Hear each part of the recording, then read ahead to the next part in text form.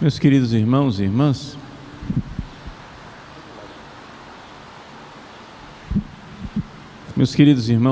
celebramos hoje com alegria a memória de São Tito e de São Timóteo, dois colaboradores de São Paulo.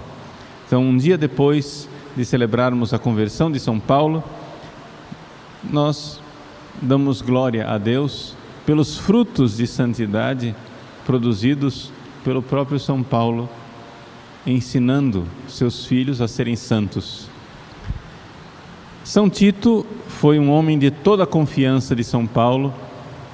Ele o enviou para missões difíceis, por exemplo, como havia um atrito entre São Paulo e a igreja de Corinto, estavam bem desobedientes, e então ele enviou São Tito, que foi responsável por reconciliar, né, e consolar o coração do apóstolo. São Timóteo é mais conhecido ainda, porque São Timóteo é mencionado cerca de 18 vezes nas cartas de São Paulo e muitas vezes também nos Atos dos Apóstolos.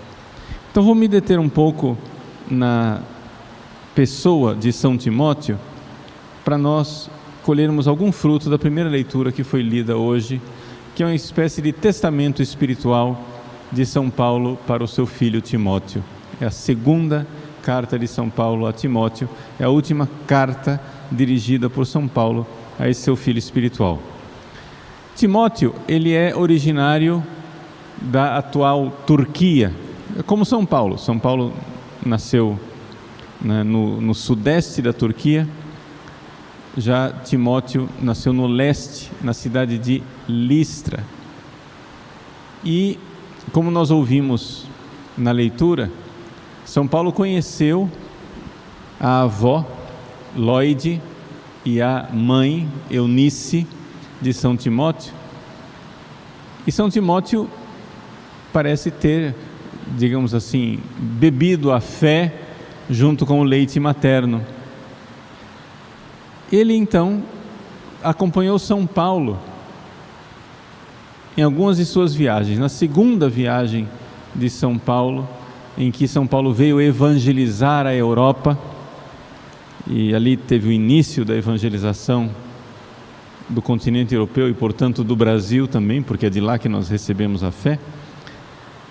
Ele esteve com São Paulo em Filipos, depois vários sinais da caminhada dele com São Paulo em Atenas, Corinto, etc. Sempre São Paulo escreve suas cartas dizendo: está comigo Timóteo, está comigo meu filho Timóteo, meu servo Timóteo, meu companheiro Timóteo. E Timóteo está sempre lá presente. Até que São Paulo ordenou São Timóteo, como bispo da cidade de Éfeso.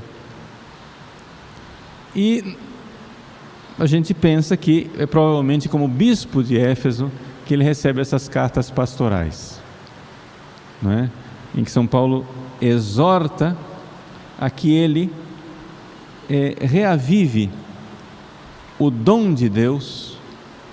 A palavra que está aqui no original em grego é o dom da graça, o carisma, que ele recebeu pela imposição das mãos no dia da ordenação. E é interessante que São Paulo usa uma palavra, está escrito aqui reavivar. Em latim foi traduzido como ressuscita. O original grego, reavivar o dom de Deus, reavivar esse dom da graça recebido pela imposição das mãos. São Paulo usa uma palavra que é composta de aná, quer dizer de novo, zoon, que é dar vida, reaviva, tá bom, tá bem traduzido até aqui. Só que tem a palavra fogo, pyr, reaviva a chama. Ou seja, a ideia aqui é de uma fogueira que está se apagando, de chamas que estão debaixo de cinzas. Eu não sei se São Timóteo aqui estava correndo o risco de alguma espécie de tibieza, alguma coisa. Nós sabemos, porém, no final da vida de São Timóteo, que ele foi aprisionado, está escrito na carta aos Hebreus, e que depois, saído dessa prisão, ele morreu como mártir, porque ele tentou deter uma festa pagã na cidade de Éfeso, e foi martirizado. Nós usamos casula branca, por alguma razão, porque nós não sabemos da morte de São Tito, se foi martírio ou não, mas São Timóteo é bispo e mártir. Então vejam, São Paulo aqui está exortando o seu filho, com medo que ele fique de alguma forma tímido, tíbio, e depois essa exortação teve resultado, porque ele morreu fervoroso, foi aprisionado, deu a vida por Cristo, foi martirizado. E quais são as dicas que São Paulo, quais são as orientações que São Paulo dá a esse seu filho? Amado. Versículo 2 diz: Timóteo, meu filho amado. Está escrito aqui querido na tradução, mas a palavra que está lá vem de agape. Amado em Deus, amado com a caridade de Cristo. Ele diz assim, duas coisas. Primeiro, é interessante que São Paulo recorda a herança que ele, São Paulo, recebeu dos antepassados, e recorda a herança que o próprio Timóteo recebeu da sua avó e da sua mãe. Essa coisa de receber. Você vai dizer assim, mas padre, São Paulo recebeu uma herança dos seus pais, mas os pais de São Paulo eram judeus, não eram cristãos.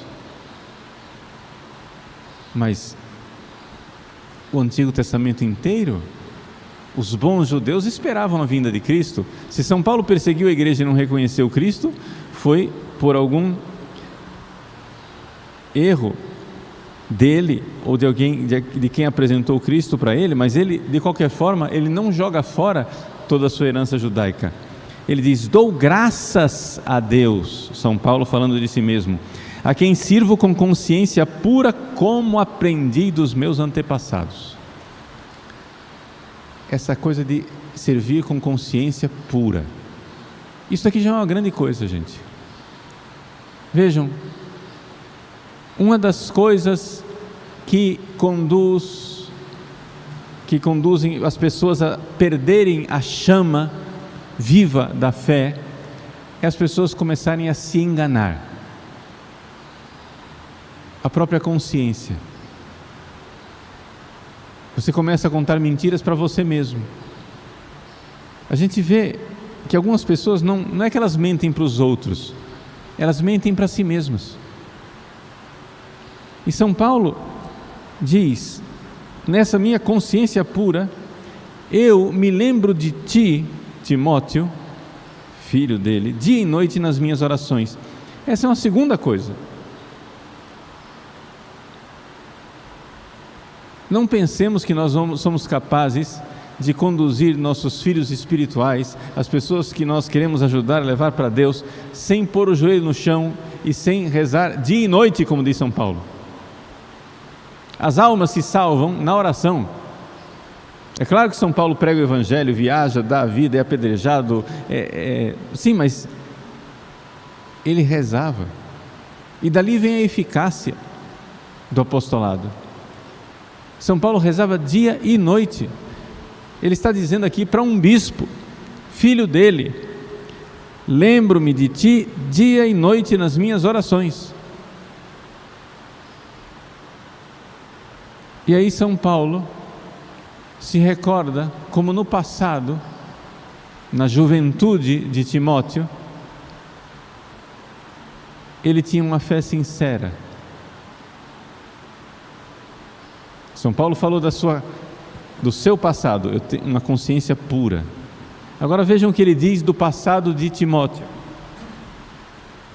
lembro-me de tuas lágrimas. e sinto grande desejo de rever-te e assim ficar cheio de alegria. São Paulo provavelmente não vai rever Timóteo. São Paulo vai morrer. Esse é o testamento dele. Mas São Paulo se lembra das lágrimas de São Timóteo. E o que quer dizer essas lágrimas? Recordo-me da fé sincera que tens. Aquela mesma fé que antes tiveram tua avó Lóide e tua mãe Eunice.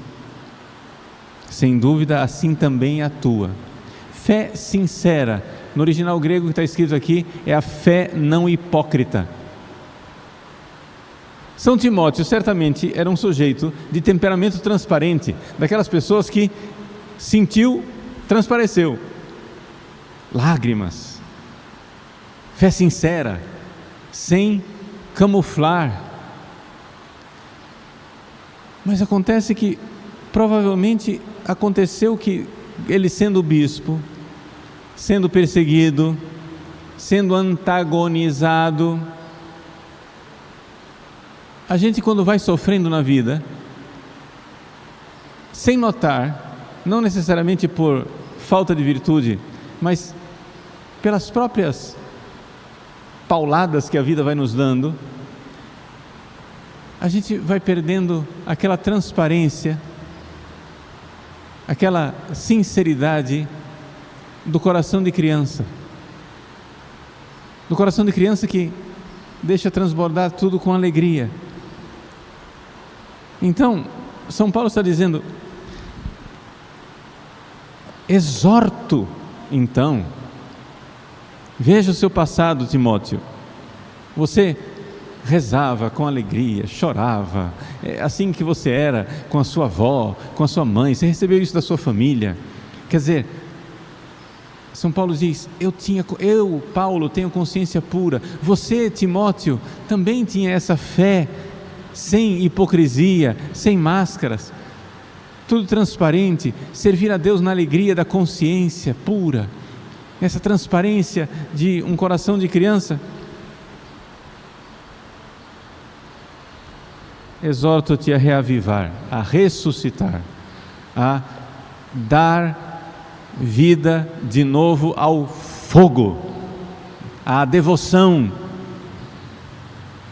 dar a vida de novo ao fogo do dom de Deus que recebestes pela imposição de minhas mãos. Foi São Paulo quem ordenou São Timóteo bispo.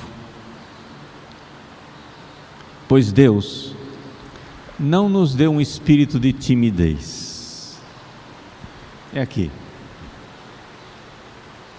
Aquele menino expansivo, aquele menino alegre que era Timóteo, aquele menino de lágrimas fáceis, uma fé não hipócrita com os sofrimentos da vida, parece que ficou com um espírito de timidez, de temor, medo do que vão pensar, medo do que vão ser as consequências do que eu vou fazer. Começou não por malícia, não, nós estamos falando de um santo, não por malícia, mas pela própria vida, foi se abatendo e perdendo aquela expansividade típica dele. São Paulo diz: Deus nos deu um espírito de fortaleza, aguenta firme as pauladas, de amor e de sobriedade. Portanto, essa timidez, São Paulo diz: não te envergonhes do testemunho de nosso Senhor, nem de mim, seu prisioneiro, mas sofre comigo pelo Evangelho, fortificado pelo poder de Deus. Então, sofrer com Cristo é o que vai fazer com que você se encha de alegria novamente. Vejam, resumindo, Timóteo, de fé não hipócrita, sincera, expansiva, um homem que ia facilmente às lágrimas. Isso alegrava São Paulo de ver aquele fogo dentro dele, aquela devoção. São Timóteo, de alguma forma, parece que foi tomando um espírito de timidez. O sofrimento foi fazendo com que ele se recolhesse de alguma forma, como se ele tivesse vergonha. Não te envergonhes do testemunho, ou seja, não fique vermelho de vergonha, não é? Enrubescido. Não te envergonhes, vai com destemor, não tenha vergonha de Cristo que morreu na cruz, não tenha vergonha de mim que estou aqui prisioneiro, escrevendo você da prisão, mas sofre comigo. É um pai dizendo a um filho: vamos sofrer juntos, alegres, sofrer com Cristo, que isto reavive a chama, aquele fogo que está dentro de nós. Vamos juntos sofrer por Cristo. Não busque aquela fé, uma fé tímida, camuflada. Não, lembra, a sua fé é sem hipocrisia. Então, meus queridos, resumindo, São Paulo está dizendo a São Timóteo: filho, se não fordes como crianças, não entrareis no reino dos céus. Recorda do teu passado, como você era como criança. Eu recordo como eu era como criança. Eu recordo da pureza da minha consciência. Recorda do teu passado. As tuas lágrimas, a tua fé sem camuflagem, sem hipocrisia. É verdade, a vida está te maltratando, mas vamos juntos sofrer com Cristo. Sofre comigo, sofre com Cristo.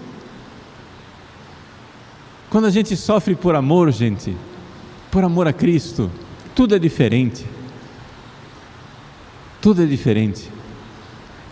Nessa vida, nós vamos ficando adultos e a gente vê claramente como as crianças alegrinhas vão se transformando com o sofrimento da vida em adultos sérios, tristes, desanimados, como o fogo vai se apagando, como a gente vai ficando desiludido com a vida. São Paulo diz: oh meu filho, reaviva o fogo, devoção, servir a Deus. Vamos servir a Deus com alegria. Vamos lá, Cristo sofreu por nós, eu vou sofrer por Cristo, você também vai sofrer por Cristo. Isso vai ser alegria para nós. Coragem, alegria cristã de voltar a ser criança, confiando em Deus, se jogando nos braços de Deus como uma criança se joga no regaço da sua mãe. Vamos então pedir essa graça a Deus nosso Senhor, que reavive a chama que está em nossos corações, nos dando a alegria de servir a Cristo. Se a vida vem maltratando você, transforme, como se diz vulgarmente na linguagem popular, se a vida está azeda, pegue os limões e faça uma limonada, né? Ou seja,